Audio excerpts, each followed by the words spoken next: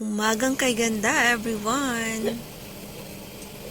Kain po tayo ng napakasarap na almusal dito sa UAE.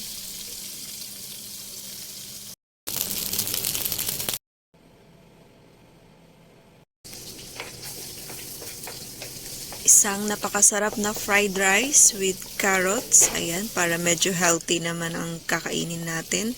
Hindi masyadong healthy kasi may mantika, pero okay lang yan kasi minsan lang naman yan.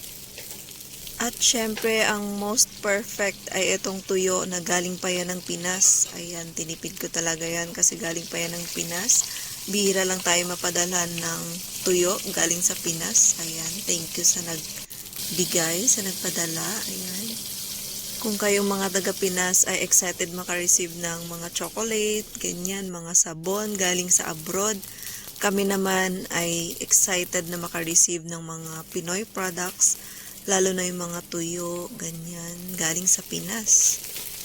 At kumusta na nga itong niluluto ko? Ayan, yung sinangag ay gusto ko ng merong egg. Yan, may nilalagay ako na egg sa aking sinangag kasi para all-in-one na siya.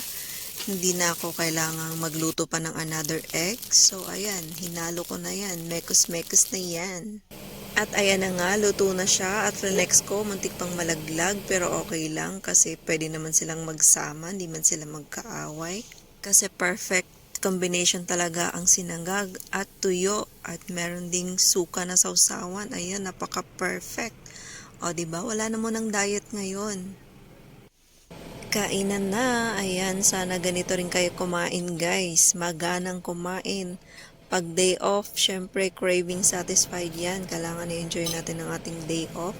Makain natin yung gusto natin para happy tummy, happy life. Thank you for watching, everyone. Sana nagustuhan nyo ang video na to. Please don't forget to heart, follow, comment my FB page, Chaan Vlogs page, at meron ding YouTube channel, Chaan Vlogs. Bye!